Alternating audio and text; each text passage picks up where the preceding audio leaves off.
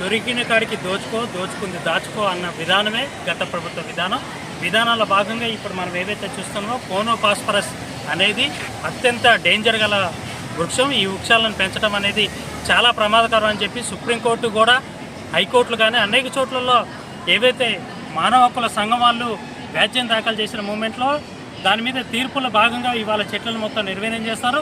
ఈ చెట్లకి ప్రభుత్వం, గతంలో ఉన్న తెలంగాణ ప్రభుత్వం లక్షల రూపాయలు వెచ్చించి ఈ చెట్లను అనేది ఈ ప్రాంతంలో ఉన్న బస్ స్టాండ్ ప్రాంతంలో చెట్లను నాటడం జరిగింది.